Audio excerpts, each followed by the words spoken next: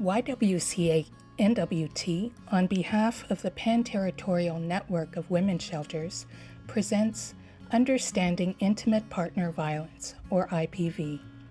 This is one of a series of training videos for workers in gender-based violence shelters in Yukon, Northwest Territories, and Nunavut, Canada. It was developed with Northern women shelter workers through consultation and interviews, with the input of the Pan-Territorial Network and Indigenous advisors on trauma and healing. Written and directed by Marika Morris, funded by Women's Shelters Canada, with a contribution from Wage. In this video, we will cover basics about intimate partner violence, or IPV, why IPV happens, IPV issues in Northern Canada, pathways to preventing IPV, and the shelter movement. Please be advised, the video contains discussions about violence, death, and injustice. If you're watching alone and not as part of a training workshop, please think now about a person you trust that you can talk about these issues with after the video. You can stop the video at any time and write down your notes, questions, thoughts, and feelings. For mental health support, please see the website listed below this video. For provincial and territorial intimate partner violence crisis lines, please see the Women's Shelters Canada website listed below this video. What is intimate partner violence? There are many words we have heard for violence in the home. Family violence, domestic violence, spousal assault, violence against women, gender-based violence. So what's the difference? Family violence is any violence that happens between family members in the home, whether it's the abuse of children, elders, or partners. Intimate partner violence, or IPV, is a type of family violence. So is elder abuse and violence against children. Intimate partner violence happens between people who are married, live in common law, or consider themselves intimate partners. The vast majority is male violence against women. It used to be called domestic violence or spousal assault. Violence against women is any violence against a woman, whether in an intimate relationship or not. Gender-based violence is violence committed against persons because of their gender. It includes violence against women, violence against trans and non-binary people, and any violence committed because someone thinks they have the right to hurt somebody because of their gender. We'll look at the relationship between IPV and violence against people who don't conform to stereotypes of men and women later. GBV includes most IPV, but it also includes violence that happens outside of an intimate relationship, such as hate crimes and sexual assault by strangers. Women could be living in an intimate partner violence in any walk, class of life. The power, the control, I think that's the key factor, that one oftentimes reaches that point where they just feel so powerless because so much of their power has been diminished at the hands of another. And whether that be physically, mentally, emotionally, spiritually. And oftentimes the psychological intimate partner violence is very hidden in society, and a lot of women have difficulty even talking about it because it could be just a day-to-day, a minute-by-minute, month-to-month. It's so intrusive. And what it's all about is isolating women. It's about taking control of their environment, their finances, their children, their pets, their future, their dreams. And the physical violence is oftentimes the exploding of all of those other things that are going on, because it's usually not just one factor of violence. It includes oftentimes the psychological and the physical. And when women begin to resist this is oftentimes where we start to, I mean, women are always resisting it, But when it reaches a crisis point is oftentimes where they will reach out to talk to somebody. Types of intimate partner violence. There are many different types of violence and abuse. Violence is used to control a partner's life and behavior. Controlling behavior can have serious mental and physical health impacts. We're going to look at each of these behaviors and talk about which ones are criminal offenses in Canada. This is one of many power and control wheels. It shows that all forms of IPV are rooted in power and control. Physical abuse, sexual abuse, threats and intimidation, financial abuse, emotional abuse, spiritual abuse, isolation, and using male privilege. One of the things I get asked about often is the different forms of abuse and what is a criminal offense versus some of the things that happen where it can feel like this is so offensive, it should be a charge, but it actually isn't. And so I like to talk a little bit about that. The obvious ones that are criminal charges are when there's a physical assault that happens to an individual.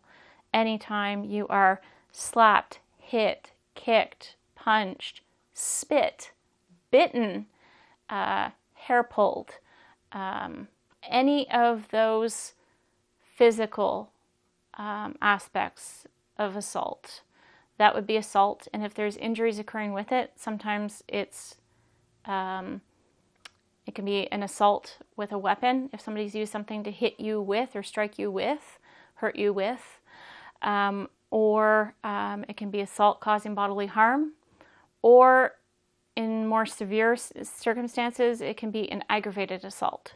So those are kind of the different assaults that you will hear in terms of criminal charges. Physical abuse. The abuser may punch, kick, strangle, stab, slap, push, or otherwise physically attack the partner. Physical abuse refers to repeated physical assaults against the partner. Even one act of physical assault is against the law in Canada. It's a chargeable offense under the Criminal Code of Canada to apply any kind of force against the other person without their consent, either directly or indirectly, to threaten them with force, or to make demands while carrying a weapon. Also against the law and related to physical abuse is overcoming resistance, forcible confinement, and kidnapping. The abuser may use choking, suffocation, strangulation, or the administration of a drug to help them continue their assaults, either physical or sexual. This is overcoming resistance to the commission of an offense. Forcible confinement is when the abuser stops the survivor by force from leaving the home or another place. Kidnapping is forcibly taking the survivor to somewhere they don't want to be.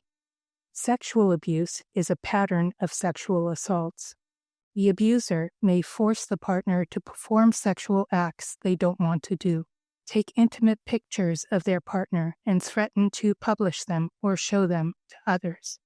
Sexual assault is against the law in Canada. It refers to any unwanted sexual touching or threats to touch someone sexually or engage in sexual behavior without the consent of the person.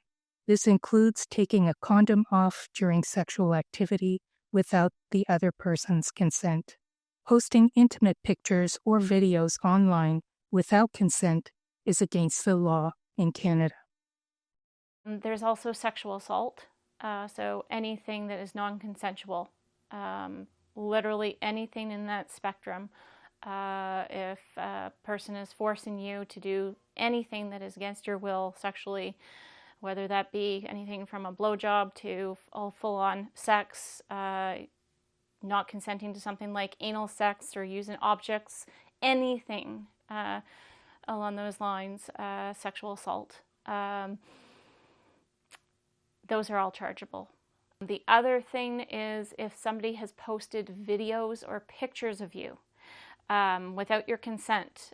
Say you've done a video or taken some photos where you have some nude shots of yourself or something that's taken place that you did in an intimate moment. That is your right. It is not the right of anybody to post that without your consent. And so that's actually a chargeable offense as well. And that's distribution of images. And so those are some of the different, say, more chargeable offenses that there are. Threats and intimidation. The abuser may threaten to assault the survivor or the kids to control the survivor's behavior. The abuser may communicate the threat even through looks or words that usually come before a physical assault. Threats of violence or harm are against the law in Canada. Threats and intimidation don't always end when the survivor leaves the relationship. We also have threats, but the threats have to be not oblique, but like a direct threat. So there's a difference. A direct threat would be something like, I will kill you. I will burn down the house. Those are direct threats. Oblique threats are something more like, we'll see what happens. We'll see what happens, oblique. We kind of know because of everything else that's taken place what that means. However, it's not something necessarily chargeable. It's really good if somebody has been sending you text messages or if they post on Facebook, like keep those things. Sometimes it's the most disgusting things that they may say or do, but keep those messages because that can sometimes be the evidence needed by police to lay a charge. Criminal harassment is when a person fears for their safety or the safety of anyone known to them because of the actions of another person. These actions can include repeatedly following, talking to, emailing, texting, calling, watching, accosting, or engaging in threatening behavior when that person has been told that communication is unwelcome. Criminal harassment is against the law in Canada. Criminal harassment is if a person is stalking you, following you, showing up at your workplace, at your place of education, sending harassing messages, calling constantly. When this is happening over and over and over again, this is considered criminal harassment. And so I know sometimes there's kind of this sense of like, should I just block the person's number? And I know that yes, it is one of the things, it's one of the strategies to deal with a situation, but sometimes I think that if a person is doing that and they're doing it frequently enough that it would reach the level of criminal harassment, then maybe don't block them right away. Bring it to the police and show, look, this person has now tried to call me 35 times today. They have, done this, that, or the other. The stalking is a really concerning piece. If an individual is following you, trying to figure out where you're at, showing up where they know that you ought to be at, they're taking that to another level, and it is extremely concerning in domestic violence situations. And I would say to definitely report that. Again, it helps to reach out to victim services workers to safety plan, to try to develop some different strategies to figure out how to keep yourself as safe as possible when this is occurring, because that's extremely dangerous. Financial abuse. The abuser may take total control of the finances, including money coming in under the survivor's name, make things difficult at the survivor's workplace or school, or harass them until they do what the abuser wants. Try to stop the survivor from advancing their education or work prospects, so they will be dependent on the abuser. Leave the survivor without food, clothing, or other resources, making it difficult to leave the relationship. Only some forms of financial abuse are illegal. Theft, forgery, fraud, destruction of property, and failure to provide the necessities of life are illegal. Persuading someone to give up control of finances by constantly telling them they're stupid, incompetent, can't manage money, or other insults is not illegal in Canada. This can be a pattern of coercive control. Coercive control is when a partner gains power and control over another partner, affecting their self-esteem, decision-making, and ability to act. Coercive control is very common in relationships that also contain physical abuse. It's a strong predictor of future physical abuse. Coercive control is against the law in Britain, but not in Canada. Financial abuse, like the person has decided to drink all the money away or take the food budget and spend it on drugs or not pay the rent this month. Again, not so much, definitely puts you behind, definitely hurts you, hurts the children, but it not as chargeable. There are things like destruction of property where it could be a mischief charge. So if there's any destruction of property, again, those ones are more, somebody has broken the window, somebody has slashed the tires on your vehicle, somebody has broken your cell phone. Those kinds of things could be chargeable as well. So trying to think of really the piece that I hear most often from victims is why isn't it RON or chargeable for the emotional and the verbal psychological abuse that has happened, because that's really destroyed my spirit. And I have often heard from victims that these bruises, they fade, but those words, they've left scars so deep they'll never heal. And I can't say that they're RON. Unfortunately, the way our justice system is, it's not chargeable. But it doesn't mean you shouldn't get help. And that's where I say we come in, because even if there's not charges, there's still a way for us to figure out what referrals might be helpful to you, what help is there or support that you might find that would help you, those kinds of things. Abusers can control their partners through emotional abuse. The abuser may destroy the survivor's self-esteem with insults, name-calling, or humiliating the survivor in front of the kids or others. Manipulate the kids into disliking, disrespecting, or abusing the survivor. Blame the survivor for the violence and for everything the abuser does. Lie to others about the survivor. Show a very different face to other people than they show at home. Gaslight the survivor by saying they're overreacting or that events never happened. This can lead the survivor to question their own decisions and mental abilities. The abuser may run hot and cold, sometimes being very loving and attentive, and other times being cruel and ruthless. This throws the survivor off balance. The abuser may threaten to harm themselves or attempt suicide if the survivor leaves or doesn't do what the abuser wants. Be jealous and possessive and wrongfully accuse the survivor of flirting or having an affair. The abuser may call their controlling behavior love and concern. Emotional and psychological abuse, even without physical violence, is linked to poor mental health, depression, and PTSD. In cases of spiritual abuse, the abuser may use religious texts or beliefs to justify the abuse or to claim their partner is obligated by God to forgive them. Use scripture or beliefs to humiliate, embarrass, or control the survivor. Use scripture or beliefs about men being dominant to force the survivor to do things they don't want to do.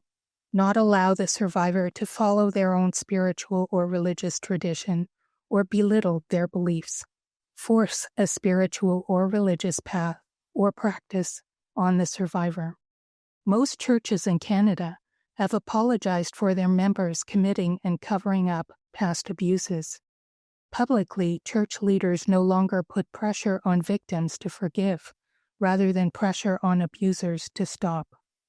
Covering up abuse just allows the abuse and all its harms to continue. Anyone who continues to tell survivors to forgive or go back because of the sanctity of the family is engaging in spiritual abuse. Nothing justifies violence, and no one should have to put up with violence. Isolation. The abuser may pressure the partner to cut contact with family, friends, and community. The abuser may say they don't like them, they're not good enough for the survivor, or are trying to sabotage the relationship. They may get jealous every time the survivor talks to someone, so that the survivor avoids talking with people even when they need to. Monitor the survivor's movements, just to be sure the survivor is not talking to anybody or doing anything the abuser doesn't want them to. Look at the survivor's browsing history on the internet or monitor their phone. Have no friends and claim all they need is the survivor, pressuring the survivor to do the same. Abusers can use male privilege to justify their controlling behavior. The abuser may show no respect for women and apply sexist stereotypes to his partner, such as, he should be the king of the castle and she should serve and obey him. Blame women for all of his own actions, call his exes crazy or sluts, saying that she's not a good wife and mother unless she puts everyone else's needs first all the time. Sabotage the woman's reproductive freedom by not wearing protection or interfering with her protection. The abuser may also justify his beliefs by showing that they are shared in pornography or hateful spaces on the internet. Our society's expectations of women can make it difficult for women to leave. Women are supposed to be good moms and partners. Talking about violence in the home may make some women feel ashamed or like they're the failures. Women are sometimes expected by people in their family or community to stand by their man, to realize that he is suffering and needs help. Some women think it's their duty to stay and help the abuser change. However, it's the abuser who must change. We live in a culture that tells us that love conquers all. Movies, books, and many of the people around us say that there are always obstacles in love, but they can be overcome. Survivors may genuinely love their partner and want to help them heal, while hating what the partner is doing. Because of the work that women have done over decades, expectations have changed for many women, but not all women. Technology-facilitated gender-based violence is when technologies such as the internet, social media, and other digital tools are used to perpetrate acts of violence or harassment.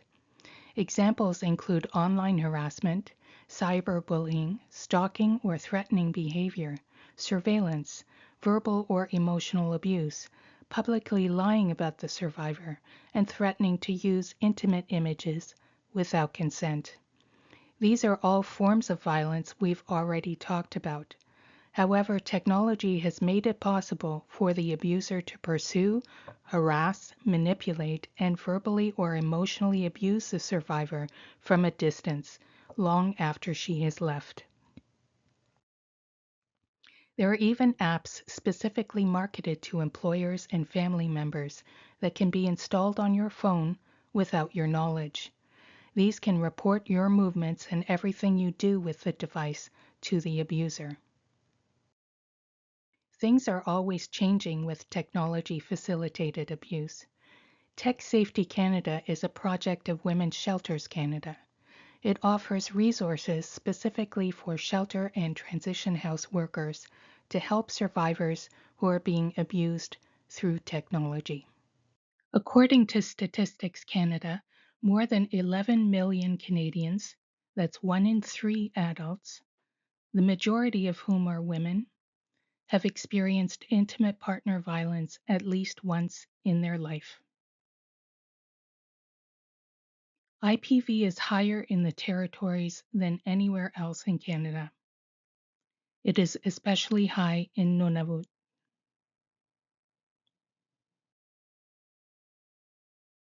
There are a number of ways of measuring intimate partner violence, or IPV. In Canada, we usually use Statistics Canada, but we would like to mention the conflict tactics scale because people have used it to argue that women are equally violent. However, there are so many problems with this method that it cannot be used to measure IPV. The conflict tactics scale was created in the 1970s to look at verbal and physical aggression as responses to problems in relationships. It doesn't include some forms of violence directed mainly at women, such as sexual assault or assault by ex-partners. It doesn't count violence that appears out of the blue and not in response to a problem. It doesn't take the context into account, such as self-defense. It doesn't look at whether there's a pattern of abuse or control. And it doesn't take the consequences of violence into account. IPV is not about problems in the relationship. It's about one partner dominating and controlling the other. One method Statistics Canada uses to measure IPV is the General Social Survey on Victimization, which is conducted every 5 years. Statistics Canada either phones you or sends you a link to a survey to do online. People can self-report whether they have experienced IPV in the previous 5 years. If someone is trying to answer the survey with the abuser present or monitoring what they do on their phone or computer, they may not disclose the violence. Another way of counting IPV is through annual police reports. But a lot of IPV is never reported to police. Both of these methods show that women experience the majority of IPV, and we can all agree that IPV is undercounted. On average, the consequences of IPV are more severe for women. Women who experience IPV are more likely to be physically injured, to fear for their lives, and to experience a range of emotional and mental health impacts, such as sleep disturbances, panic attacks, suicidal thoughts, and be afraid for their children. No one can argue that more women do end up injured, fearful, or dead as a result of IPV. In the next part of the video, we're going to talk about the deaths of women as a result of IPV. This is very difficult for anyone, but especially Northern shelter workers who may have lost loved ones, clients, and community members. If you're watching this alone, please think of someone you trust that you can talk to about the thoughts and feelings that may come up. Most men who are murdered in Canada are killed by a casual acquaintance, stranger, or someone with whom they have a criminal relationship. Only 7% are murdered by a current or former intimate partner. Of all women murdered in Canada, 44% are by current or former intimate partners. If you count murders committed by other family members, it's more than half. Femicide is the word for the murder of women because they are women. Ontario's Domestic Violence Death Review Committee looked at 470 IPV-related deaths occurring between 2003 and 2018. 66%, or two-thirds, were homicides, and 34%, or one-third, were homicide-suicides, where the abuser killed the partner and then himself. The top risk factor was that the couple had separated or were separating in 67%, or two-thirds, of the cases. The other top risk factors were a perpetrator who was depressed, showed obsessive behavior, jealousy, or possessiveness, made prior threats or attempts to end their own life, excessively used alcohol and or drugs, was unemployed, and made prior threats to kill the victim. Almost half, or 43%, of victims had an intuitive sense of fear toward the perpetrator and were vulnerable in some way. First Nations, Inuit, and Métis women are 6 times more likely to be killed than non-Indigenous women. Where the victim was Indigenous, police recommended the most serious charge, which is first-degree murder, only 27% of the time, which is about a quarter of the time, compared to 54%, or more than half the time, for non-Indigenous women. On average, someone convicted of a homicide of an Indigenous woman or girl was sentenced to an average of 11.4 years of jail. Those convicted in relation to the homicide of a non-Indigenous woman or girl got more jail time, an average of 14.4 years. This is an example of systemic discrimination. In 2023, the Commission looking into Canada's worst shooting incident, the murder of 22 people in rural Nova Scotia, concluded that IPV and ideas of masculinity associated with dominance and aggression are significant factors in most mass shootings. Both men and women are overwhelmingly likely to be murdered by other men. In fact, statistically, most violent crime is committed by men. We're not saying this to be against men. Most men are not violent. The gender differences in violence point to an important factor in understanding why violence happens and how to prevent it.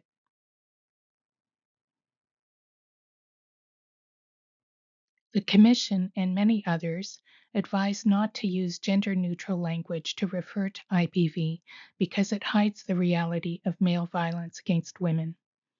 We do use survivor without gender in most of this video series to recognize that although there aren't many, there are male and other survivors of IPV, and abuse also happens in same-sex relationships. Why does IPV happen? We're going to talk about the role of certain beliefs about how men and women should be, the role of trauma such as intergenerational trauma and experiencing abuse in childhood, and the normalization of IPV in some communities. Some beliefs about masculinity are related to IPV. These are things like men are weak unless they act tough and use violence. Women's role in life is to serve and obey men, and men have the right to control women physically and in other ways. Some men may distance themselves from anything associated with women because they think it makes them weak and less manly. Many boys are brought up this way, and they hear this from friends and can see this on the internet. They may channel sadness, pain, and vulnerability as anger toward others and beat up on the people they can get away with beating up on. These are some terms that you might hear. Toxic masculinity are ideas associating masculinity with violence and control over other people and not getting help when needed. Patriarchy means rule by the father, and misogyny means the hatred of women. Men have a full range of human emotions, including sadness, grief, pain, and vulnerability. A man who believes that men shouldn't show such emotions can channel them as anger.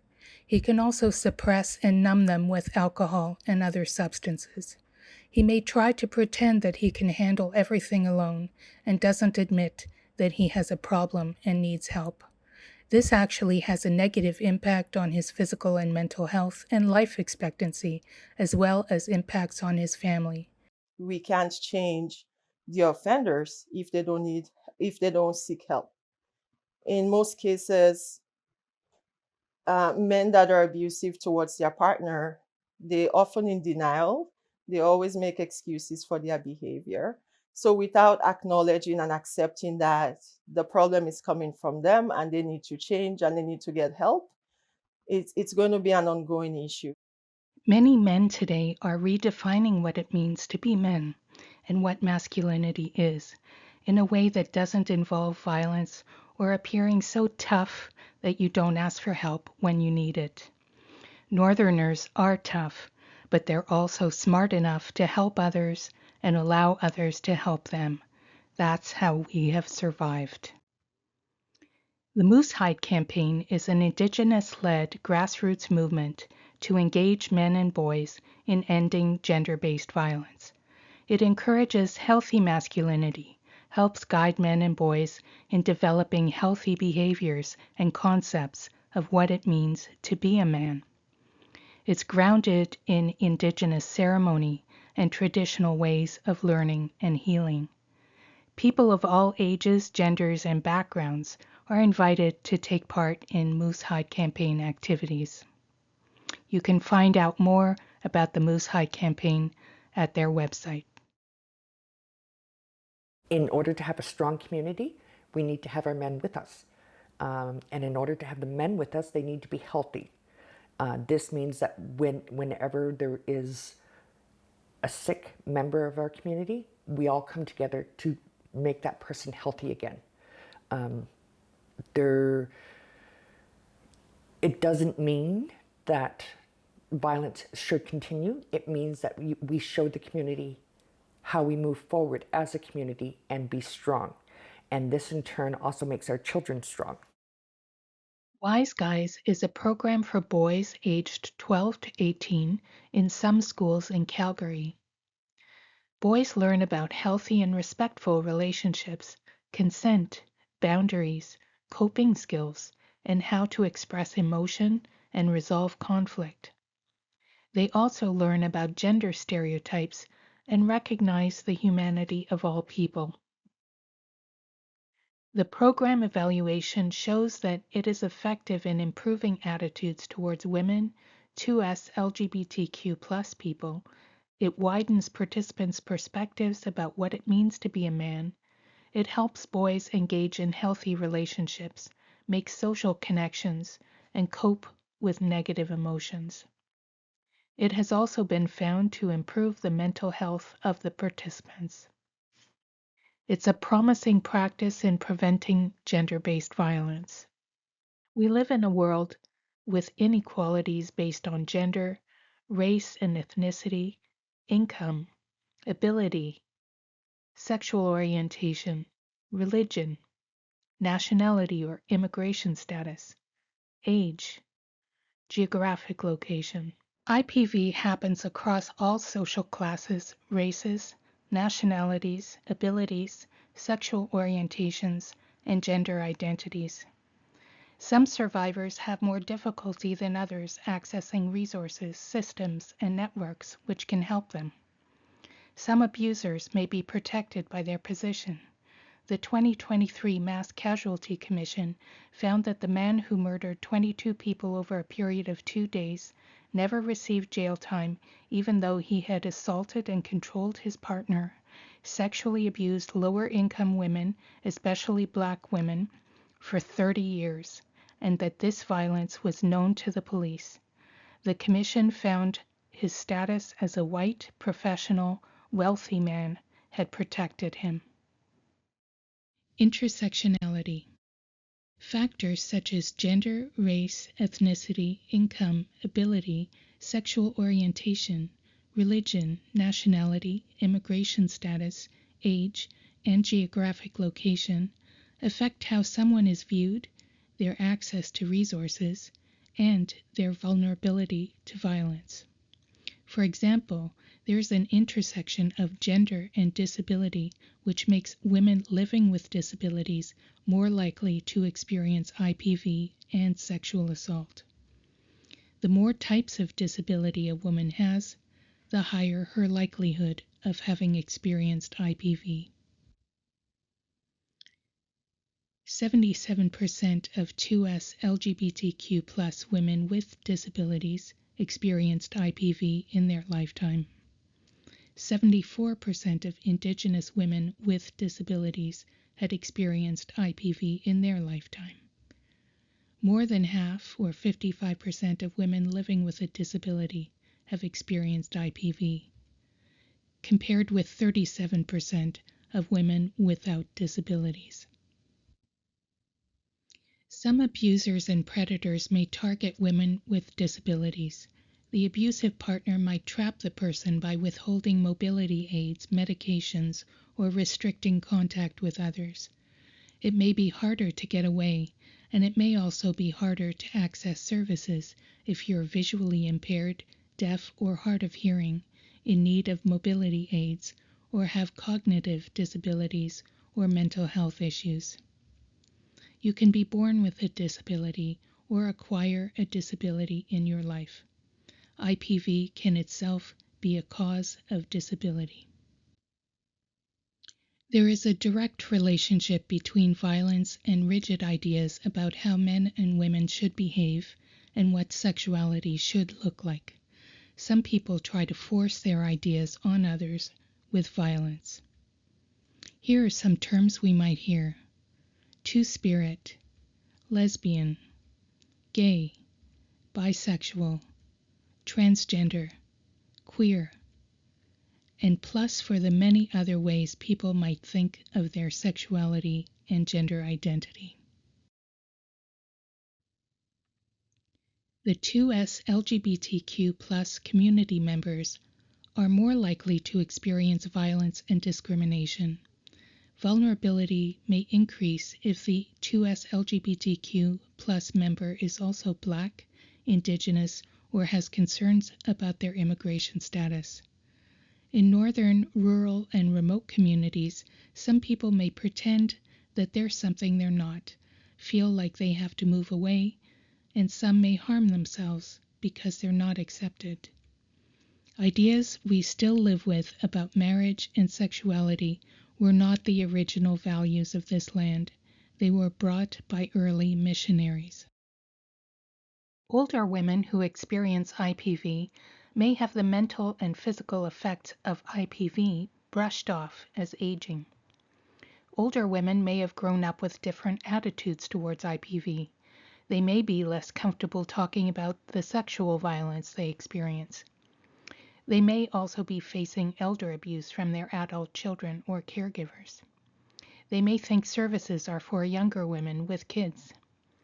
Older people who are 2S LGBTQ+ may have been closeted all of their life, and this may be an additional stress. People living on low incomes have fewer choices when they experience IPV. They may not be able to afford housing or transportation. People living on low incomes may also be dealing with additional factors, such as racism, disability, and lack of access to the services they need because of where they live. As we know, Northerners have less access to services than people in southern Canada, even though the need for those services is strong. Abusers may tell women who are immigrants or refugees to Canada that if they report the violence, they'll be deported. Newcomers may not know about services that might help them, or might experience racism, language, or cultural barriers when accessing them. First Nations, Inuit, Métis, and Black people, people of color, and members of some religious groups such as Muslims may also experience racism when accessing services or when trying to leave abusive relationships. Common forms of racism include service providers assume that the violence is a cultural thing or talk down to the survivor.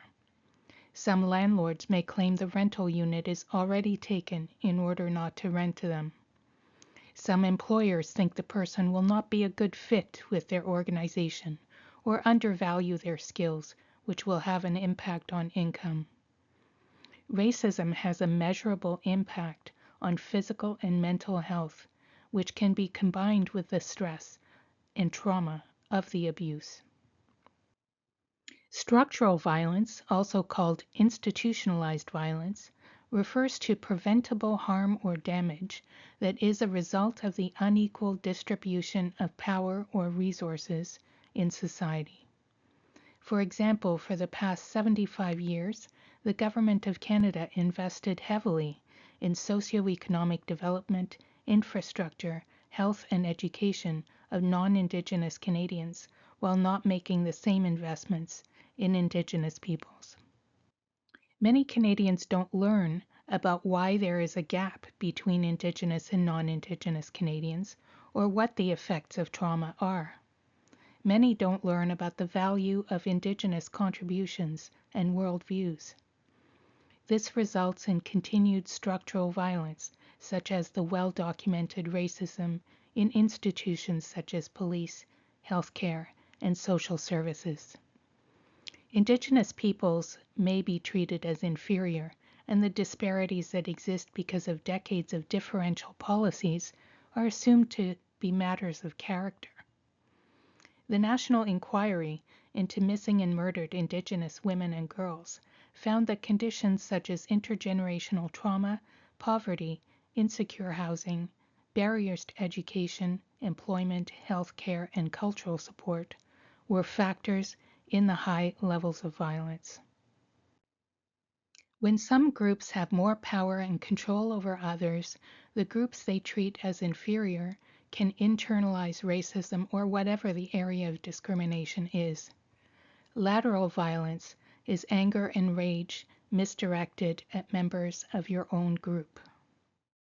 Intimate partner violence is very prominent in the North still, and there are many reasons for that. Probably the past historical abuse and trauma caused by residential school experiences in the North, as well as trauma that has never been looked at or acknowledged. I think that there is a stigma in terms of talking about family violence and normalizing that within the communities in the North. And a large part of the intimate partner violence, I think, is the isolation. And we've learned that in the last couple of years through COVID-19 as well. Growing up, if you are in an environment where there's a lot of aggression and communication is not taught in a way that is positive, that is how children will then form relationships as they grow. And they will probably go towards familiar. And I think it can go on for generation to generation. And children are not aware of trauma. So many things can come from that, whether it be symptoms that might show up in childhood, whether that is bedwetting or unfortunately behavioral issues, sleep problems, appetite issues. So we see that in young children, but we also see that in adulthood as well. One of the reasons why IPV and lateral violence is so prevalent in the North is the effects of colonization on First Nations, Inuit, and Métis peoples, including residential schools. The Truth and Reconciliation Commission documented physical and sexual abuse, deaths, malnutrition, and the stripping of traditional clothes, languages, cultures, spiritual practices, decision-making, and pride. Northerners make up a disproportionate number of living residential school survivors because Northern schools were among the last to close. Similar abuses were committed at day schools. Residential schools were just one way the Government of Canada broke up families, removed decision-making, and tried to stamp out Indigenous cultures. We made major decisions in our tribe. It was the oldest women in the tribe that were the leaders. And we, our men were our warriors. They took care of us. They hunted for us. But, we played many roles, men and women. There was no such thing as a man's job and a woman's job. There was a job to be done, we did it. So a lot of women were hunters also, while the men sometimes went off to what they needed to do to protect us also, so the women would step up and also hunt. So being life givers, we were rated as very sacred. When we spoke, the men would step back and not say anything. That was respect they had for the women. So a lot of things has changed since that time. And so this is what we teach. We teach a lot of the old ways here, for things that worked for us back in the day. Today our women are being so abused today, and it's got to stop. And it stops with me. The effects of trauma include risk of poor mental health, such as depression, anxiety, substance use, emotional numbing, avoidance, and suicidal thoughts, risk of poor physical health, diabetes, arthritis, respiratory illness, chronic pain, and especially if the trauma is the result of abuse, there's a risk of replicating the abuse or living with further abuse. Trauma can be transmitted intergenerationally. Trauma can affect the ability to parent, which directly affects children. And trauma causes epigenetic changes. Certain genes can be turned on or off, and this is passed on to children. These are changes to how DNA is read and can result in health and behavior changes, particularly affecting stress responses. Epigenetic effects can be reversed by consistently positive environmental factors. Normalization of violence. When you grow up with violence all around you, you may think it's normal. This can happen when kids grow up experiencing or witnessing violence, or if there's a lot of violence in the community. Normalization can allow IPV to occur and can lead to community members not taking action to stop it. Where violence is normalized, the survivor may hear, "What did you do to make him so mad?" Get couples counseling. It can't be that bad, or you would have left him. He's just overprotective. It's a sign that he loves you. Typically, a relationship that later becomes abusive may start out as very romantic, where the abusive partner showers the survivor with positive attention. Some people in the community may think the abuser is a good guy who just gets out of control sometimes. Anger and abuse are not the same thing. Everyone gets angry. There are many things you can do when you are angry that don't involve hitting or controlling other people. We see substance use as a continuum of violence against women, especially Indigenous women. And we have lost more women to substance use and the continuation of violence directed towards them by the offender, by others.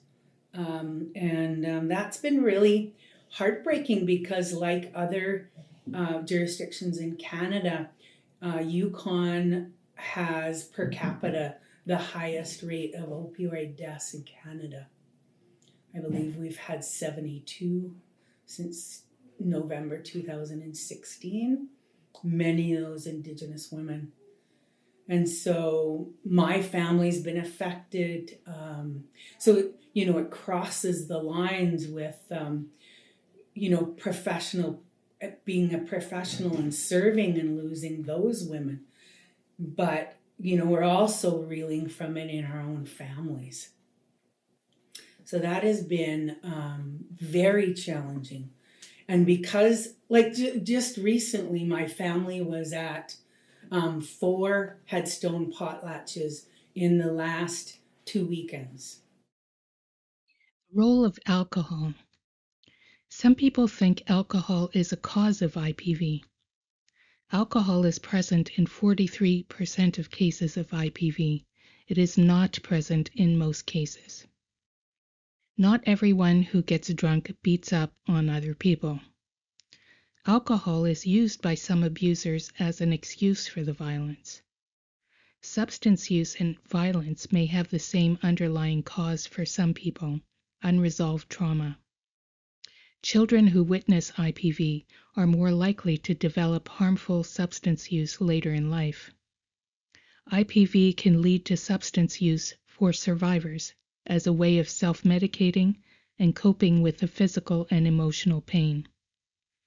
The trauma of IPV then poses a risk of fetal alcohol spectrum disorder, or FASD.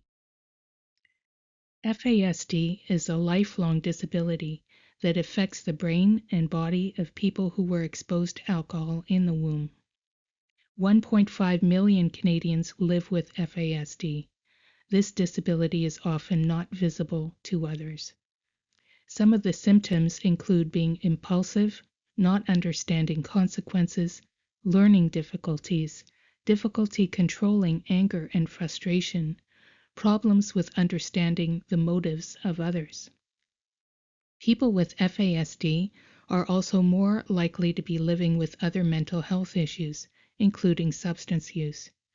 60% of adults living with FASD have a history of trouble with the law, but that also means that 40% don't. This doesn't mean that we should allow people to get away with violence, whether they live with FASD or anything else. It means that survivors need to be protected, and people living with conditions such as FASD should have access to lifelong supports to manage the condition well and safely. FASD prevention efforts focus on just giving information to pregnant women. What is also needed is help in every community for trauma and addiction issues and making sure women and girls are safe and have the necessities of life before they become pregnant. Teachers and providers of childcare need to be trained about the effects of FASD and violence in the home and how to support kids. We're going to talk about some of the challenges of IPV in northern communities. Police reported IPV rates for rural women are 75% higher than for urban women. In small communities, everyone knows everyone else. There is no privacy. This can be a barrier to getting help. It's also a barrier to being believed, especially when the person committing the abuse is a respected community leader. Cell phone reception and internet access can be a problem, as well as access to devices. Survivors may have challenges calling for help. In northern communities, people are often expected just to put up with whatever happens. There's a lack of enough services to meet the needs of northern communities. So a lot of the women, they'll live in small rural communities. There's no RCMP, no health center, no social worker. So they would have to, if they needed to come into our shelter, they would have to call the RCMP directly in another community that's closest to them. Many women's shelters are dealing with complex issues.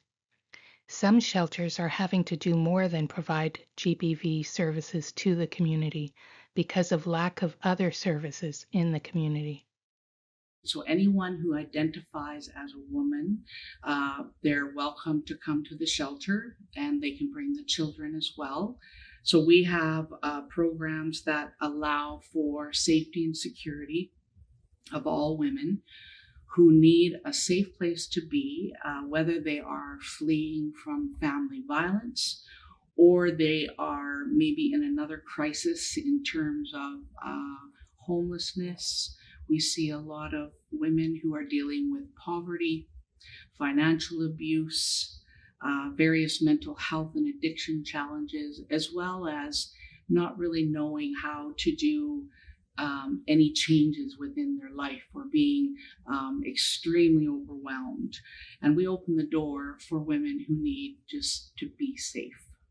When we talk about doing things outside of our funding, but responding to a need we see in our community, the first one I think of is one of the most popular things we offer, which is showers and laundry for free for folks who are women, non-binary, two-spirit, and want to be in a space that centers the experiences of women.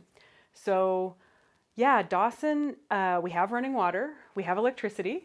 Folks are sometimes don't know that, being a remote northern community. And as soon as you get a little bit outside the city, if you want running water, you have to have a cistern that's in a heated part of your house. Or a lot of people just use blue jugs. So there is a hotel in town that offers paid showers and has a laundromat. And we just offer this to anybody who fits like our ideas around gender, anybody who's a woman or is non-binary. And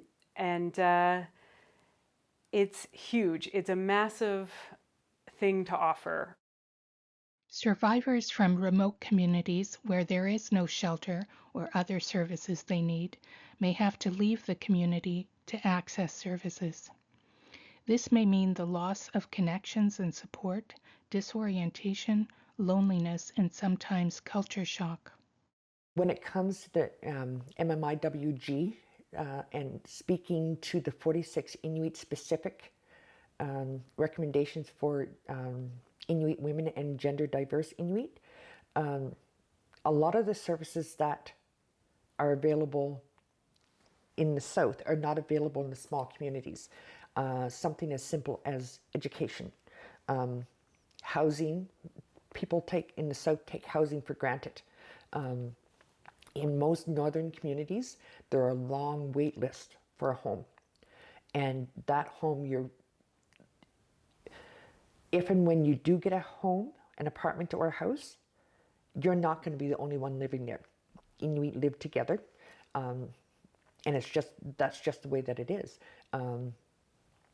In order to access higher medical care, in order to access higher education, in order to access higher employment, Inuit have to leave the communities for a period of time and then either come back or stay in the South. Women and gender diverse people may have to leave their community for services, go to school, or to look for work. They may be cut off from their usual supports and resources. This can make them vulnerable to human trafficking, especially if they come from an abusive home. Human traffickers may use the same lures as abusers to get targets into an intimate relationship with them. They may shower them with love and gifts, make them dependent, and then make demands and control them. Human sex trafficking is basically IPV for profit. One of the biggest needs in the North is affordable housing. Lack of housing can drive survivors into relationships where the person is taking advantage of them in exchange for a place to live, or it may drive them out of their communities altogether. There's been a few ladies that have wanted to relocate to Rankin, kind of start over, start fresh, and they've been unable to because we cannot offer them housing, rentals or just housing in general. So there has been challenges there. Having a really full shelter and not having any availability for new clients to come in, it's a really hard spot. And we did have to turn away some people. I'm not in the administration too much, the administration part of the shelter, so it wasn't really me dealing with that directly, but I know that the director did and had to turn several people away because we did have 2 long-term clients from another community and several children that were they were kind of in a stuck position and didn't know, we couldn't get housing for them here. They were very reluctant to go back to their home community, knowing that it was just, it wouldn't go well. So we were working with different agencies, trying to get them placed in a different shelter because they had been at ours for so long.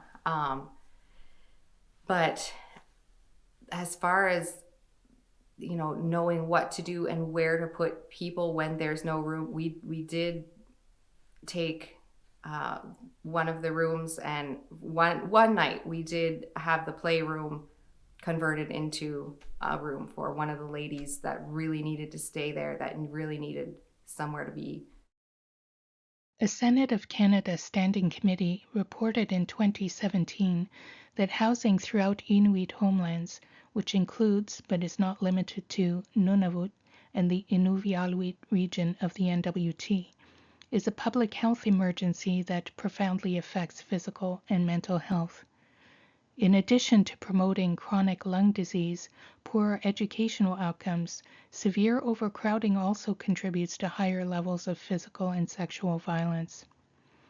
Yukon and the rest of the NWT also face severe shortages of affordable housing.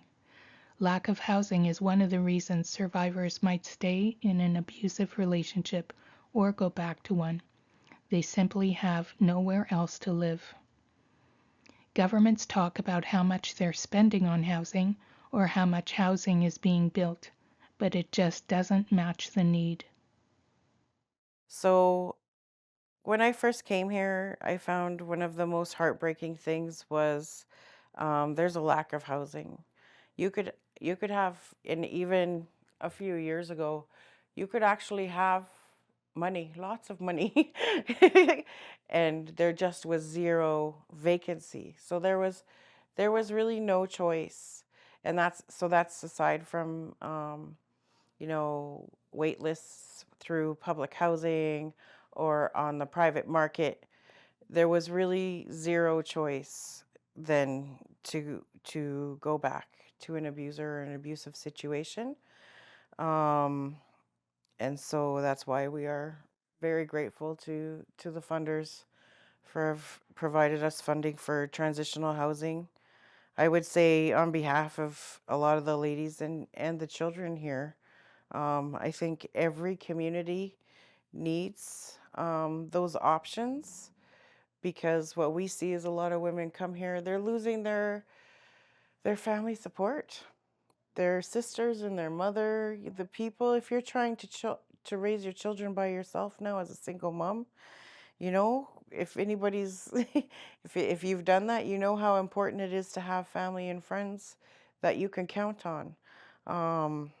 And then for children to have to leave their schools, friends, cousins, all of that, it's super important. So there's the other pieces of the cultural experiences and traditions that will get lost in the schools. Here are more English than Inuktitut. So there's a lot that women have to give up to be safe. So I really feel like housing in every community, and I really feel like I don't have any criticism of individuals within the justice system, but the justice system as a whole needs a makeover, because it shouldn't be the women and children that are losing everything just to be safe. Police and prosecutors think the outcome of IPV should be jail time. They're sometimes frustrated if survivors don't want to go through the court process. Not all survivors want the abuser to go to jail. Some survivors may just want to be safe from the abuser. They may want the abuser to change so he doesn't commit abuse against the survivor or any future partner. Some abusers may use jail time to try to change, but jail itself is a violent environment. Others just come out completely unchanged. Survivors can be re-traumatized by the court process. They may have to repeat what happened to them several times before and during court. The abuser is often present at court when the survivor testifies. The abuser's defense lawyer may try to portray the survivor as lying or exaggerating. It's unfortunate that the court process is not trauma-informed. A paper trail of police, court, medical, and shelter use can help survivors down the road if they need protection orders or in a custody dispute. An inquest was held into a triple IPV-related murder in rural Ontario. The abuser got out of jail and then murdered 3 of his ex-partners. The inquest found that the criminal justice and correctional systems were a problem.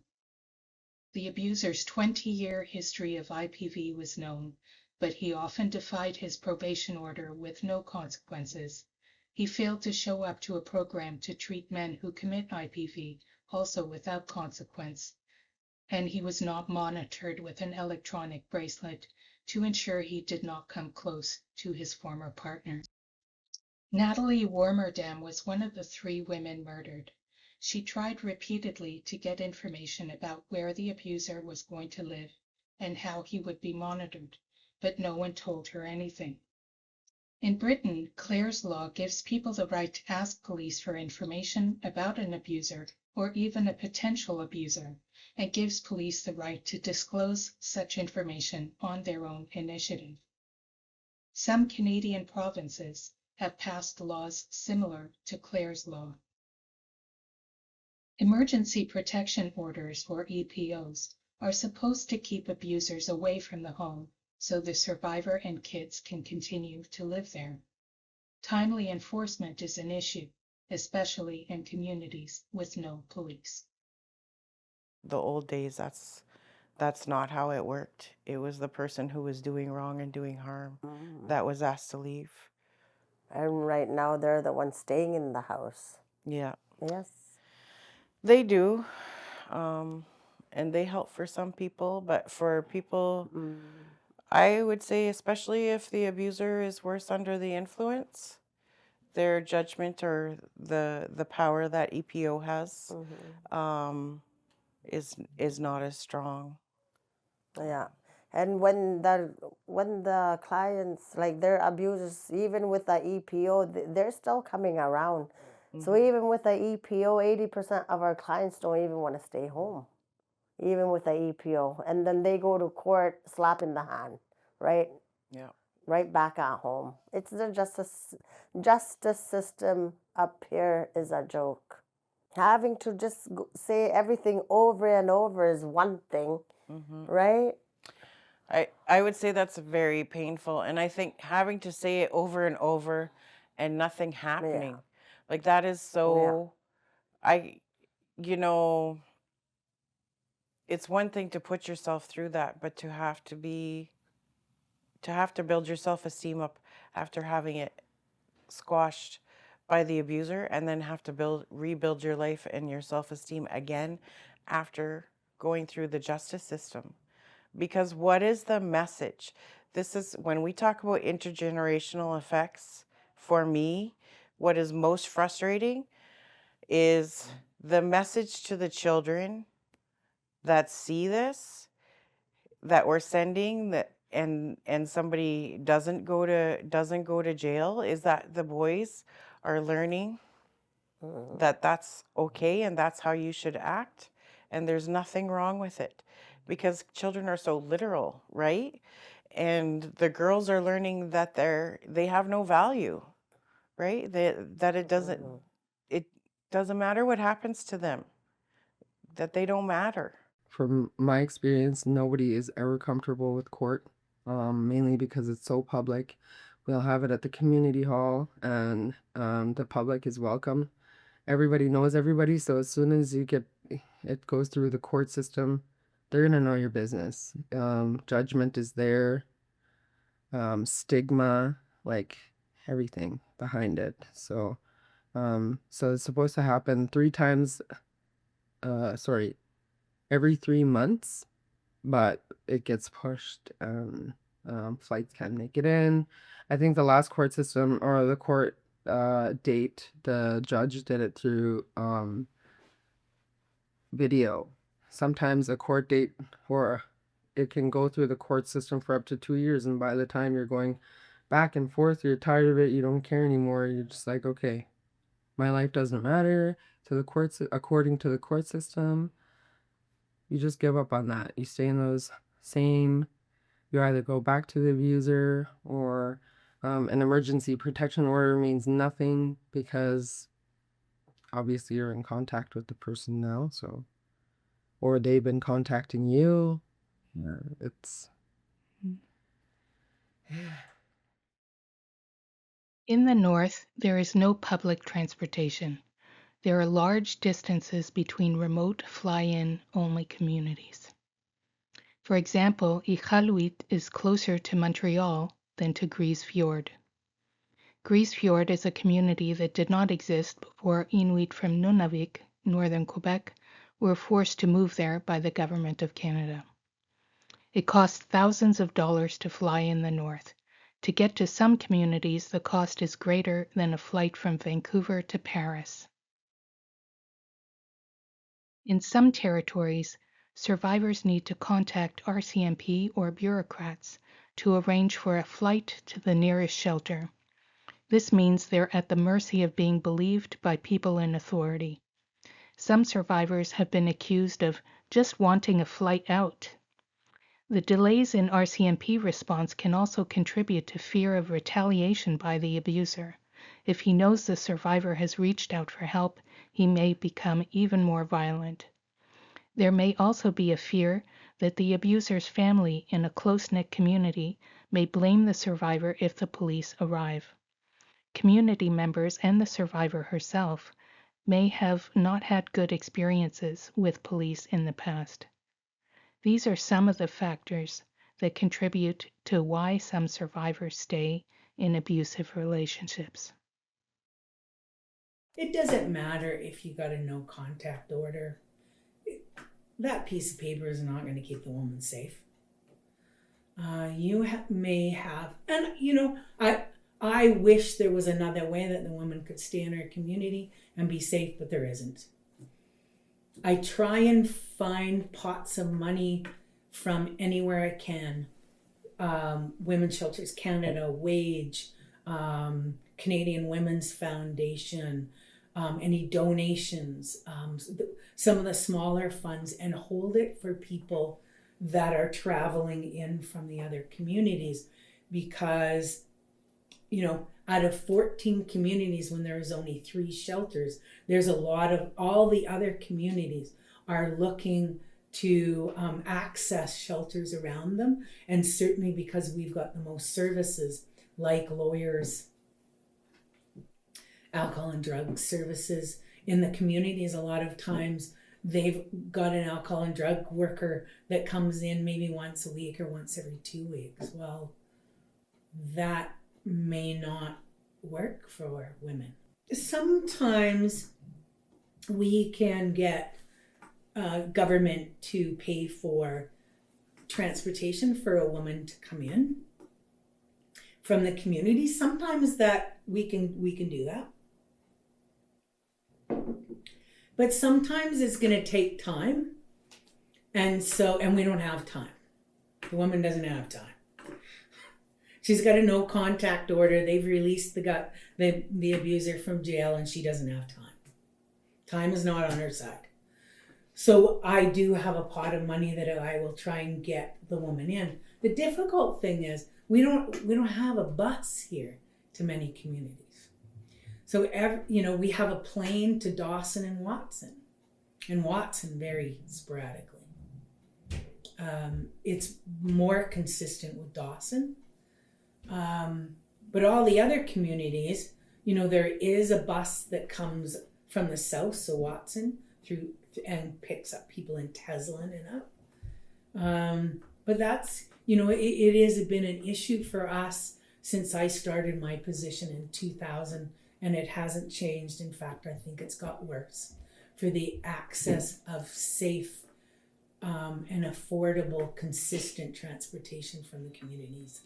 So we deal with it on a case-by-case situation and have tried to kind of identify, safe people to get rides for women to come to another community where they can enter into a shelter. The cost of living is much higher in northern remote communities, especially those that are fly-in only. The percentage of households experiencing food insecurity is 57% in Nunavut, 22% in NWT, and 17% in Yukon. There's a mismatch between job availability and the investments in education of the local population. For many survivors, work is hard to find because they may not have had the opportunity to advance their education or work experience. Income assistance is not enough to live on. Cost of living is one of the reasons why a survivor may stay in an abusive relationship or go back to one. The survivor just can't afford to leave. Unfortunately, As a service provider, we run up against barriers all the time in helping victims of violence leave successfully from abusive relationships and try to establish themselves. And the difficulties happen all along the way. I would say for our region and coming from high Arctic communities, that is not an easy decision. When someone decides to leave, they're leaving their home community and literally taking a flight to come to our community to reestablish here in Nunavut. They are leaving often without very much time to make that decision. Like, you have to be on the next plane and you are out. If you've ever been on one of the very small planes from the communities, you are entitled to a very small piece of luggage, and that is all of your worldly belongings. And if you have children, it's even less, right? So you arrive in a new place with very little. You don't have the ability to go back and gather more belongings. You are starting with nothing, really. Nothing other than what you've managed to take out, which is very, very little. And so you go to a shelter locally, and with any luck, you are able to find new housing. But new housing is incredibly hard to find in our community. It's not an easy task, and it's extremely costly. So if you do find a place, it'll generally be on the very small side and on the very expensive side. And that's not just to discourage people from leaving, but it's the realities that people who leave face. The other issue is that you may not be entitled to housing right away because you're not a resident of the community. And so people coming from elsewhere, if they're not a resident of the community, there might be a time frame that they need to actually be in the community for so long before they could apply to, say, housing. So those are some of the different just structural barriers that might exist. And then financially, it is a struggle. The food costs are huge. The cost for new furniture is extraordinary. You leave a shelter to a new housing, and there's not necessarily anything in place to be able to get furnishings for that place. You may have tapped into something like the Homelessness Assistance Fund so that you could have first and last month's rent. But if that fund is only $3,000 once in a lifetime, if you've already used it, you wouldn't be entitled. But if you haven't used it and you try to use it this time and you're doing it for first and last month's rent, that's $3,000 spent already. And so you don't have any of the furnishings. Beyond that, you don't have your wardrobe that you had. You don't have necessarily, depending on what season you're leaving, you don't have all your winter gear with you necessarily. So that's all new purchases that need to happen over again. Again, you're not able to just, go back on a police escort and grab your belongings. So it makes it extremely difficult. I won't lie. I've seen time and again where individuals are exactly in this position. And it just feels like an uphill battle. And that's the part where I have to try to find ways to say, don't give up. We'll try to figure this out. Before we move on, we're going to recap what we've said so far about why some survivors stay in abusive relationships or go back. No job, not enough money, no place to live. The abuser may threaten to harm the survivor, the kids, or someone else if the survivor leaves or doesn't come back. Fear of retaliation, fear of being killed. Most IPV-related murders happen when the victim tries to leave. Fear of not being believed if the abuser is a respected community leader or the survivor lives with mental health issues. The survivor may feel alone if the abuser has destroyed her relationships with family, friends, neighbors, elders, or others who could help. Shame and blame. Normalization of violence in the community. belief that the partner can change, religious belief about the duty to forgive and try again, impaired thinking as a result of the violence and an insufficient medical response. Through coercive control, the abuser might have convinced the survivor they can never make it on their own. Delay in RCMP response, especially in communities with no police, may put the survivor in further danger. Fear of getting police or services involved if the survivor, family, or community has had prior bad experiences. Challenges in calling for help due to access to devices, cell reception, or internet. Strong ties to family and community with insufficient services in the community. Leaving the community might have led to disorientation, loss of connections, support, and culture. Security of the person is guaranteed in the Canadian Constitution. It shouldn't be this hard to live free from violence in Canada. One of the sayings that I struggle with the most is when I have to hear about how somebody made poor choices. That woman made poor choices. And I really struggle with this one. Sometimes poor choices look like I didn't pay my rent this month because I bought clothing for my child. I took the money that was intended for the power bill and instead I bought school supplies for my child.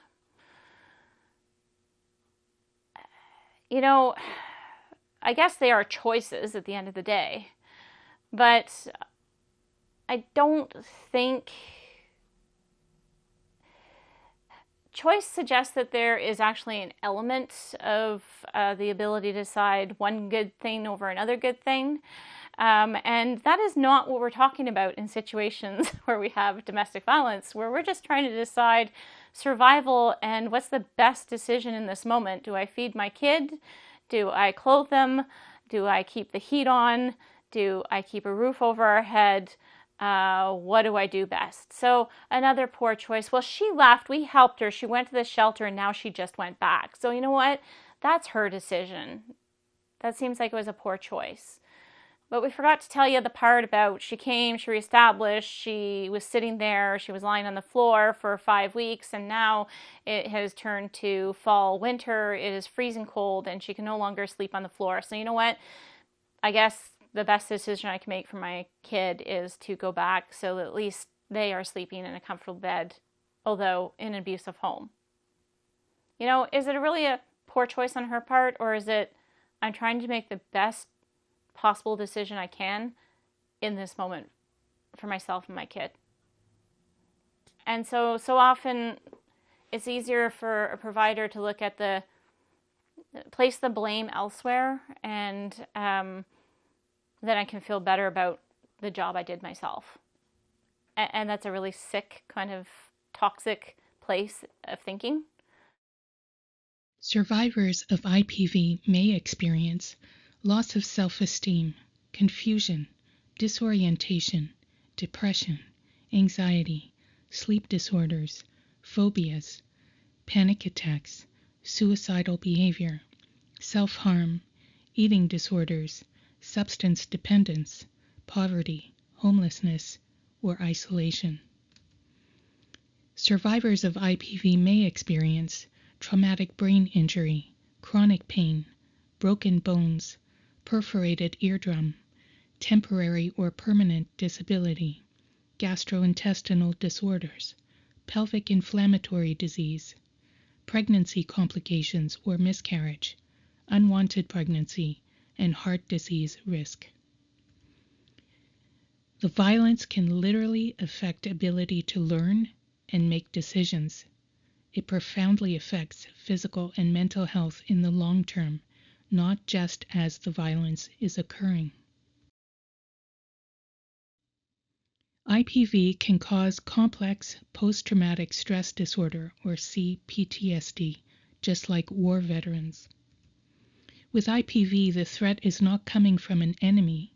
It's coming from someone who promised to love and care for you. Survivors can heal with time, safety, and support.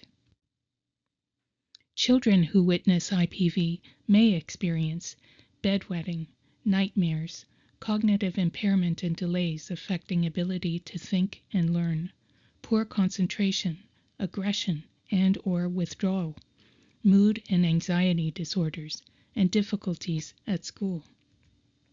As teens and adults, they're at higher risk of developing substance use issues, becoming involved in abusive relationships as victims or abusers, engaging in criminal behavior, or experiencing early pregnancy. The trauma of witnessing IPV can also contribute to physical and mental health problems over a lifetime, where the trauma is left untreated. In 30 to 40% of cases, children in a home where IPV is occurring are also being directly abused. Prolonged IPV exposure can cause complex post-traumatic stress disorder, or CPTSD, in children. This can affect them for their whole life unless they're supported to heal from the trauma. Children can heal with time, safety, and support. The costs of IPV extend beyond the immediate victims. In 2009, the Department of Justice Canada concluded that IPV was costing Canadians $7.4 billion every year in preventable criminal justice, policing, and health system costs, as well as lost tax revenue from survivors whose work and studies were affected by IPV. Wouldn't it be better to spend that kind of money to prevent IPV in the first place? Preventing IPV would also have a positive long-term impact on the health and socioeconomic development of our communities and would protect generations to come. IPV can be prevented. We know what to do from over 30 years of research, reports, and experience about what works. Survivors and their kids are not doomed. They have shown that healing is possible and that people can flourish after violence with time, safety, and support. It's a lot easier for some decision makers and community members to just blame the victim instead of dealing with the many realities of abuse. Many IPV survivors are also survivors of childhood trauma, including violence. We live in a society that is ignorant about how abuse affects people and just blames people for making poor decisions. We hear phrases like, "it takes two to tango," as if survivors must deserve the abuse or done something to provoke it. IPV is not a dance, it's a crime. You shouldn't commit crimes because you're jealous, or you think someone should be behaving in a certain way, or not saying or doing what you want. Although we can understand why some abusers get to this point in their life, nothing justifies the abuse. Victim blaming instead of community action allows abuse to continue, causes unnecessary suffering, and can destroy lives. Victim blaming is when people put the responsibility for what has happened to someone and blame the person for it. So instead of blaming the person that has done the wrong to the person, the people are blaming the victim of that incident. So for example, with the culture around, when a woman gets raped, for example, most times some people in the public will say, well, it's because she asked for it, the way she dressed, and maybe the way she interacts with the person, she sent the wrong signal. Instead of putting the blame where the blame belongs, which is with the person that did the crime, not with the person that was victimized as a result of that. And so a lot of the responsibility need to be where it belongs, which is with the abuser that did the wrong. We see that in working with clients coming from smaller communities, where most times they are so afraid to leave the community because they're worried about losing family. They're worried about what people in their community is going to say. And they're worried about the pressures from the community because some of the communities expect people to stay in unsafe situation, especially the women, because they think that by staying in this situation, you keep the family together. How can someone stay in an unsafe situation just to keep the family together when the family is unhealthy? In some communities, there's a huge culture of silence where people don't talk about family violence. They don't accept that it exists there. So when a woman comes forward and say, I need help, my partner is hitting me, or my partner is doing other stuff to me, people just say, go home and figure it out.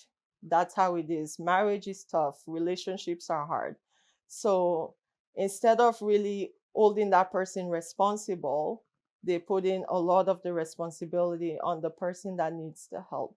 I think specifically when we look at family violence, most times some people will say, well, if you know it was like that, why didn't you just leave? Right? Instead of saying, I'm sorry that this happened to you, how can I help you? They put the blame on the person and say, you're the one staying in the relationship, so you're to blame for whatever happens to you. But it's like, it's not a choice a woman makes if she stays in an unsafe situation. If you have a good understanding of the challenges of leaving that relationship, because for many of these women, those relationships are their safety nets. That's how they can keep a roof over their head. That's how they can feed their children. That's how they can keep their children. In some cases, when a woman leaves an abusive situation, the court process happens whereby custody issue come into play and they want to take their kids from them if you don't have a place to house them, right? So we have to really understand all of the dynamics that play when it comes to the issue of intimate partner violence, the limits within the system, and really have a good understanding of why women stay in order to, understand that it's not a woman's fault for staying in unsafe situation. Pathways to preventing violence. Our society often deals with violence after the fact. It costs billions of dollars and too many lives.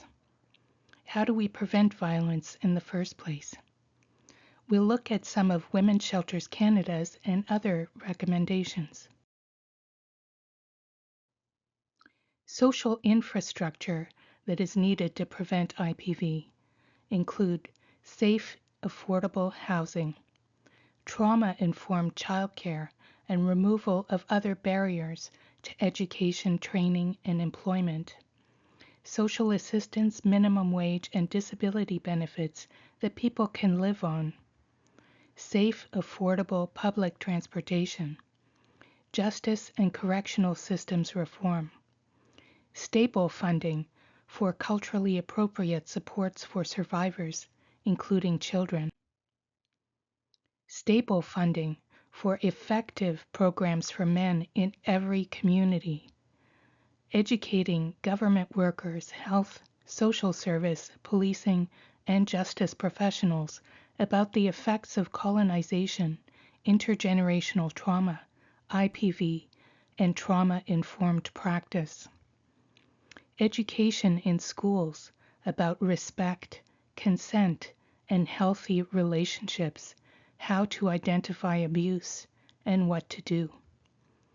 Working with communities to provide training and education to community members in bystander intervention, effects of gender-based violence, and ending GBV. Because if it's a child abusing their mother, mothers have a hard time reaching out for help from the justice system. And if there was an alternative justice option, it would be maybe easier for them to ask for the help. And even in an intimate partner situation, I think if there was some sort of a diversion program that men went and took anger management. Hey, maybe that would, like, like that would be great. If the men were the ones who were going to get the counseling, if the abusers were the ones, because also sometimes we have multiple women come here because of the same person, right? So, but in a case where a woman is still at that stage where I love him and I hope he changes and I want him to change, if there was that option there for him, then we as helpers to the women can point that out. Well, he can go take this program, and then if it's suggested to him that he takes a program or he's court ordered to take the program and it happens again, she has information to make choices about her life and where she's going to go. But as long as there's nothing available for them, it's always the kindness is always gonna come through as far as hope for change, right? Or feeling like it's not fair for him. They have a men's healing program in Clyde River. Yeah. They should have that in every community, but it's only in Clyde River. It's leaving your home, going to another community, and they say it's a very good program. It's out on the land program, healing program for men. Justice and corrections systems need to focus on prevention of further violence, not just time served. They need to focus on the protection of survivors and working with survivors. They need to become trauma-informed so that the effects of trauma are not used against survivors. The inquest into a rural Ontario triple femicide by an abuser found that nothing the criminal justice system or the corrections systems did changed him since his first IPV conviction in 1977 when he was 20 years old. The inquest stressed the need to educate and treat potential abusers before they are charged or enter the criminal justice system.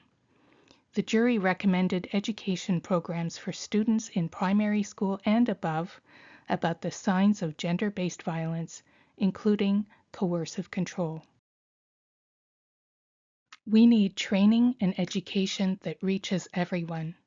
Schools and communities need training in healthy relationships, recognizing unhealthy relationships and coercive control.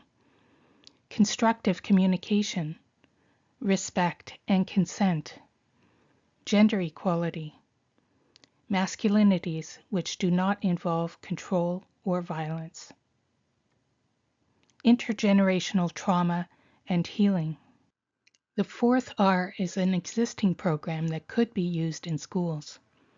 Bystander intervention training could be offered on a regular basis in communities. The training or education can't just happen once. It has to be ongoing. Stopping GBV has to become normalized. A lot of work needs to be done in terms of educating the community, educating the public about what to look out for in terms of family violence, how that plays out, and what's the best way to support victims of family violence that are coming forward for help. And I think if a lot of awareness is generated and women feel like there's enough support out there available, a lot more women needing the support will come forward. The value of keeping in touch with other shelters. So I was really enlightened from the last peace training that I went to in Ekalui, and I met all the coordinators and assistant coordinators from the other shelters in Nunavut. So, it just, you get stuck in your own little bubble, especially working in a shelter. Like, we have our Tikmit Friendship Society office, but we're a whole separate building. And even then, you have to remind yourself, like, we're not alone, but you feel alone. And then, so to connect with the other shelters and the coordinators and stuff to either, so like say if it's a smaller shelter and they need space, they can keep in touch with us. We don't always have to go through family services or all these barriers, right? Like that's another thing. And also with different policies and rules and stuff, like we're not too far off. So you know that you're all working doing the same frontline stuff, but it just can get really almost like degrading at times when you feel like you're failing. And I know that I am my own worst enemy and I'm my own biggest critic. And so just having that advice or to validate some of the feelings that you're feeling, it goes a long way.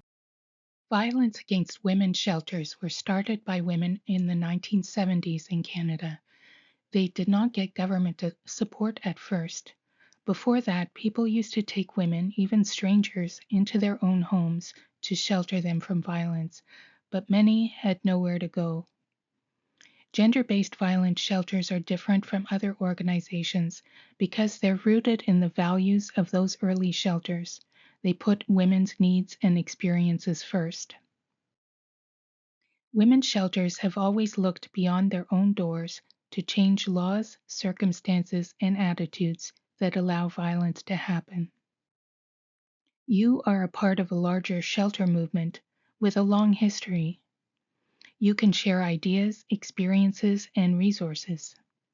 You may have a network of shelters in your territory. The pan-territorial network of women's shelters led by YWCA NWT links shelters across the 3 territories. Currently in the NWT with the 5 shelters, we have a shelter network where we meet monthly and talk about various challenges that each of the shelter face. And then we come up with solutions on how we can work together to address those challenges. Part of our discussion too is to identify current gaps within the shelter and then advocate for better support from whether it's federal funders or territorial funders, and also just talking around to gaps in training for the staff and exploring options for increasing those training options. So we do have a network of support, and it's very helpful, especially for shelter workers that are in remote communities where sometimes the issue of family violence is very silent and they don't get support from their communities when they do this work. And so having this support network help the managers get out in a sense where they can share their problems with people outside of their community, have a conversation, come up with solutions, and then they can take back those solutions to their staff. YWCA shelters in the territories can access the resources and network of YWCA Canada. YWCA shelters can share information with other shelters in the territories. I feel like there's the advantage to being connected with the YWCA National. At first, I wasn't sure what they would know about us up here in Nunavut, but there is some like moral support. There's a lot of learning because they are national. If I had, when I was trying to get funding for transitional housing, I was able to call them and say, to call one of the other, they connect me to one of the other shelters that is already doing it. So we can kind of get, oh, here's what our house rules are, or here's what our tenancy agreement looks like. So we don't have to start from scratch because we just don't have time. And even for our benefits, right? Because we're part of a bigger group, we're able to get a better deal on health benefits and building insurance and stuff like that. And then during COVID, that's how I really started to connect with the national movement, because they were having regular meetings, updates, how everybody's doing. And so we were able to like steal ideas from each other and what was working and not working across the country during that very difficult time. Because we're not health professionals, and we had to sort of come up with a lot of policies based on, health and best practices in health. So it's nice to be a part of, like sort of, like it's women's empowerment, right? And to see that to remind you that you're not alone. We're very far from the other shelters in Nunavut, so, and we do have some fairly regular contact with them as well, but it's really helpful for my mental health anyways to be able to talk to other people in the same position and know that we're not the only ones struggling with certain issues, and sort of get help from each other that way. You are directly connected to a national shelter movement through Women's Shelters Canada. Women's Shelters Canada connects GBV shelters and shelter associations across Canada. It established and manages sheltersafe.ca so those escaping GBV can find the nearest shelter wherever they are in Canada. Women's Shelters Canada publishes Shelter Voices, collecting data from shelters and highlighting the voices behind the numbers. It shows how much shelters actually do. They're much more than a bed. It conducts research and shares knowledge on topics shelters want to know about. It advocates for GBV shelters with federal ministers, members of parliament, and parliamentary committees.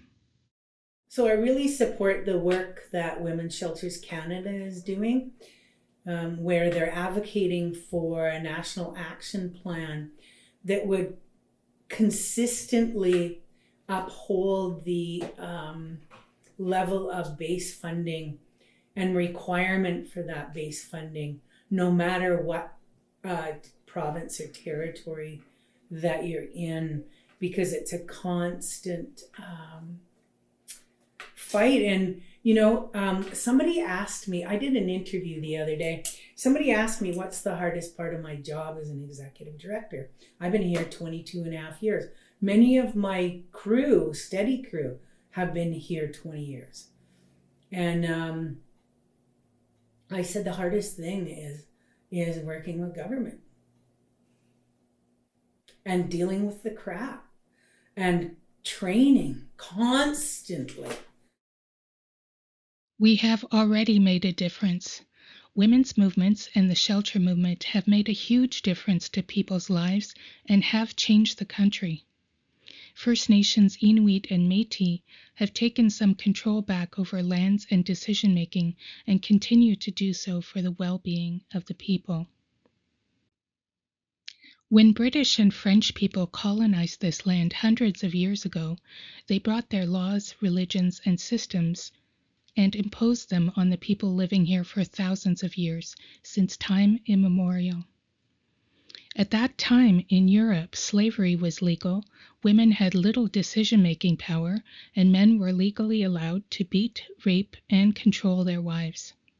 It was only in 1983, after a long struggle, that women's movements in Canada got the government to make sexual assault within marriage illegal and to get the RCMP to charge people who beat their intimate partners. Our ancestors, elders, and the people beside us now have had to fight for their own rights and for those of others at every step. In 1969, it finally became legal to tell people how to prevent pregnancy after 50 years of activism. Before that, giving out information about birth control was a crime. Just a year before 1983, when it became illegal for men to sexually assault their wives, a female member of Parliament was laughed at when she brought up violence against women in the House of Commons. After 100 years of resisting residential schools, they were closed. There have been many successes and much more work to do. Everything we have now is because we have worked for it, convincing governments and community members that protecting survivors and working to end GBV is good for everyone. We can reduce violence and help survivors. Survivors and their children can heal from violence. Communities can change. And you are not alone. There's a lot of barriers to living and working here and seeking care here, seeking support here. And also, there are a lot of ways that are almost indescribable, the way that our communities come through for each other. And so I just want to share my love and appreciation for all of the folks in the North, in remote areas, who are doing this work to support survivors immediately and to end violence in the long term. And just like we share with survivors that they are not alone, often doing this work in remote areas, we can feel really alone. So, I want everybody to know that it can feel isolating, especially when you're on that Friday night shift and you're alone. You're the only worker in the shelter. I want you to know that you are connected to a wide range of people doing this work. You're connected to a history of both the shelter movement and before that, activists, grassroots activists before there was a shelter movement, and then before that, folks meeting, mostly women meeting in their living rooms, and before that, Indigenous knowledge on this land. You are connected to this wide array of history and culture and knowledge.